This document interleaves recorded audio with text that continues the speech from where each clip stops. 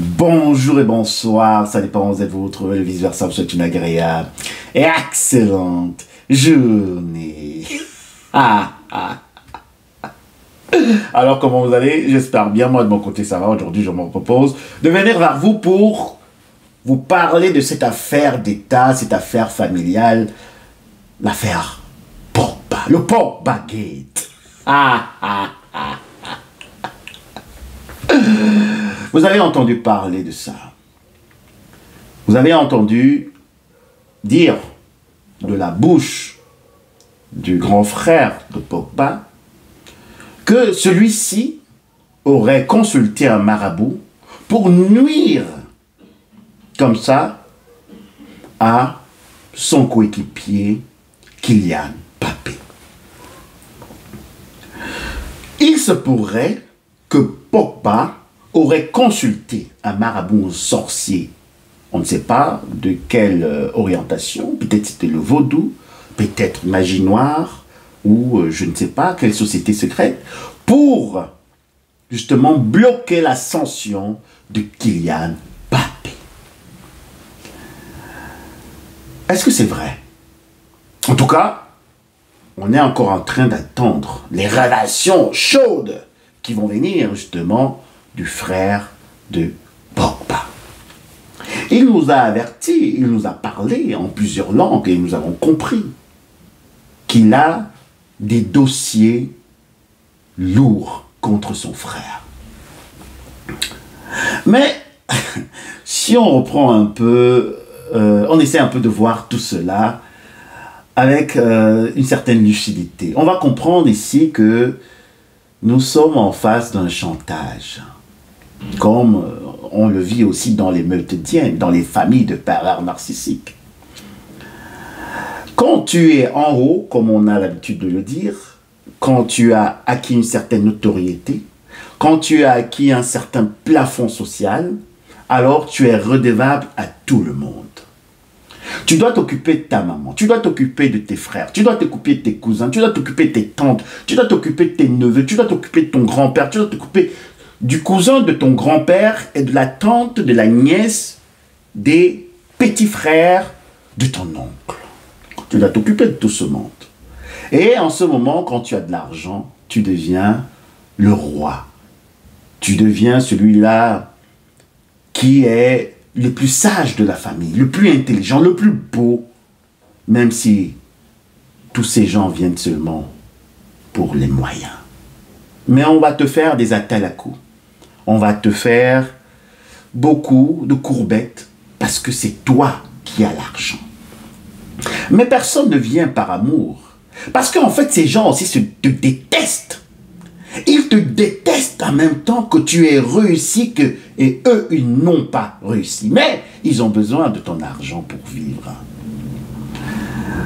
Ils veulent que tu montes encore en puissance, que tu gagnes encore plus d'argent pour plus leur donner. Ce n'est pas pour toi que tu puisses être heureux. Non, ce n'est pas pour toi qu'ils sont contents. Ils sont contents parce qu'ils pourront remplir leurs panses. Parce que tu es là pour leur donner de l'argent. Et puis, il se pourrait également que Pogba aurait été séquestré par un groupe d'amis et aussi il aurait repéré son frère comme étant le commanditaire ou bien comme étant présent également dans ces lieux. Et là, on lui a encore demandé une somme. On parle d'une somme ici de 13 millions d'euros. Mais regardez un peu bien l'attitude de ce frère de Pogba. Il pense nuire à la carrière de Pogba. Mais moi, je pense qu'il se tire une balle dans le pied. Il se tire une balle dans le pied parce qu'il montre sa bassesse. Il montre sa petitesse. Ah oui. Il y a certaines affaires qui se règlent, comme on dit, en famille. Le linge sale se lave justement en famille. Et si il avait ce secret depuis 13 ans, et si il était aussi quelqu'un, on peut dire avec une moralité saine, il allait déjà dévoiler cela. Pas au public, mais peut-être au sein de la famille.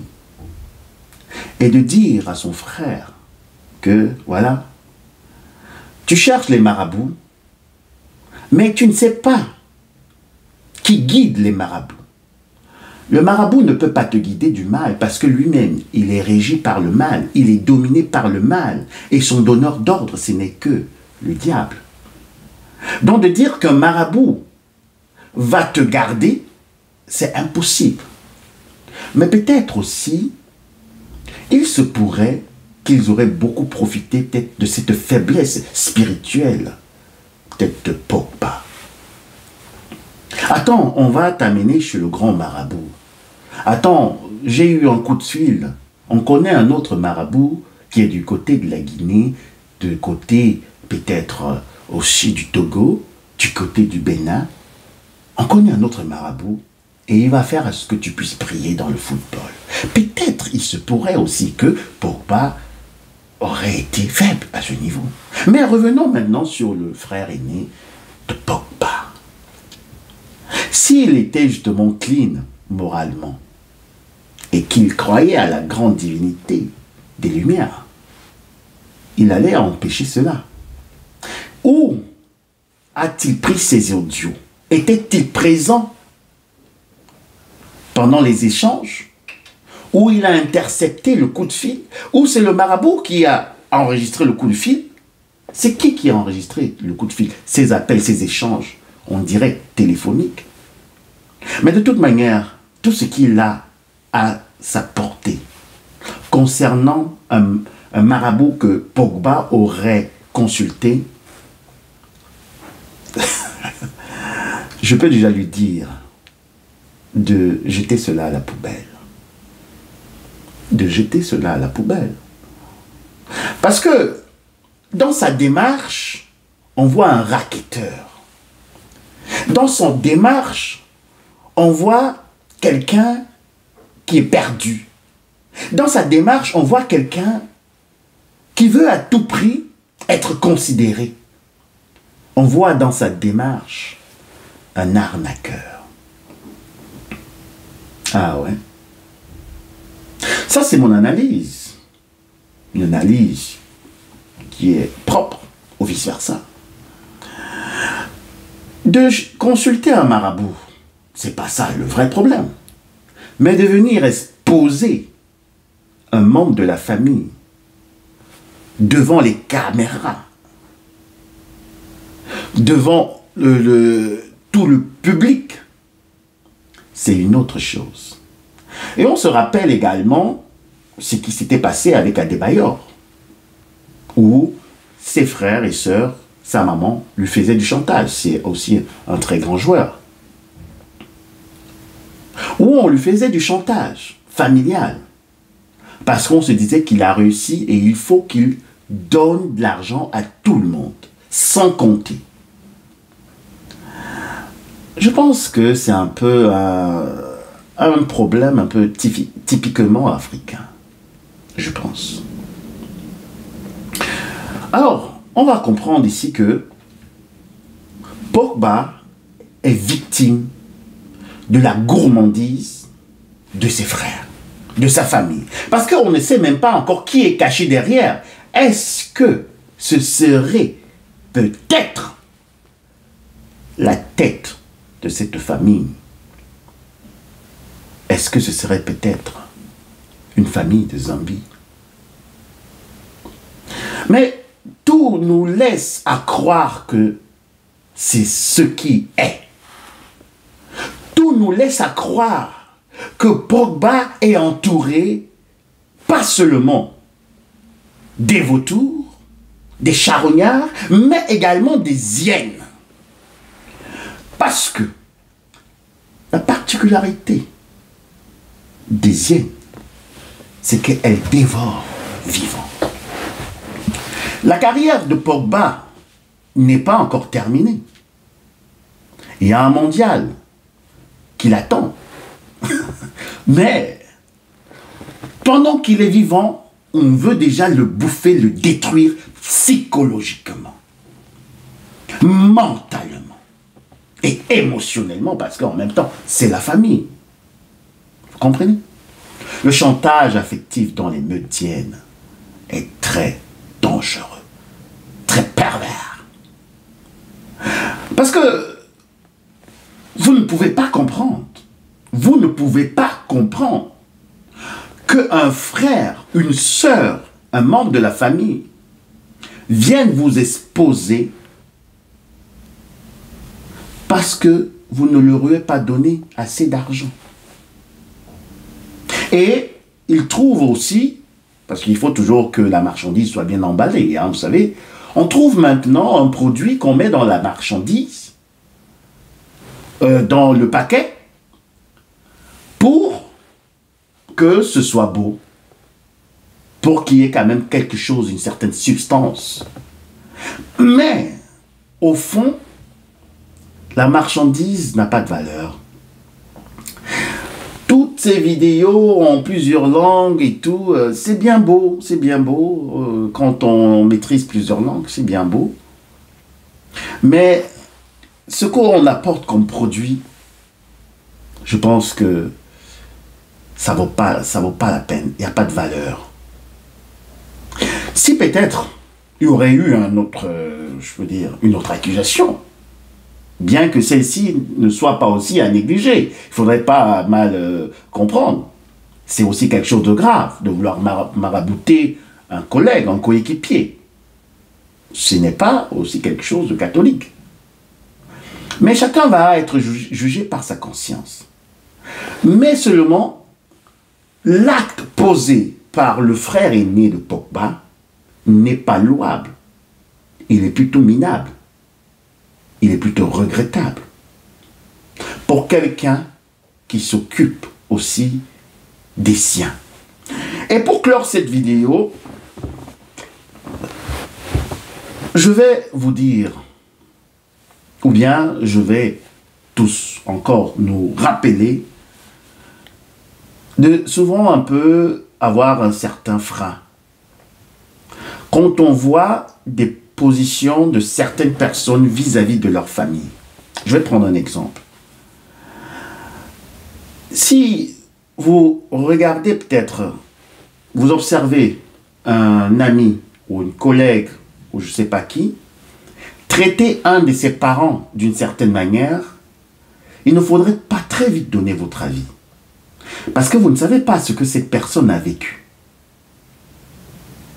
Et je me rappelle aussi une fois, une jeune fille, et j'avais appris autour voilà, sa connaissance, on avait des connaissances un peu, je peux dire communes, qu'elle avait déjà fait une année sans communiquer avec sa maman, et qu'ils avaient beaucoup de tension, elle ne voulait pas voir sa maman, elle ne voulait pas ressentir sa maman, la voir même près d'elle. Alors je trouvais ça bizarre, je me disais mais sa maman, comment on ne peut pas pardonner et tout. Et après, j'ai commencé justement à entrer en contact avec certaines personnes et voir certaines réalités que les gens vivent, ce que certains parents font à leurs enfants, ce que certains frères et sœurs font à leur famille, à leurs frères et sœurs. Des coups bas. Et je suis entré justement dans la dimension de comprendre les meutiennes, les familles de zombies. Et je me suis dit, il y a certains frères et sœurs qui sont plus que des hyènes. Et il y a certains parents pervers narcissiques qui sont plus dangereux que le diable.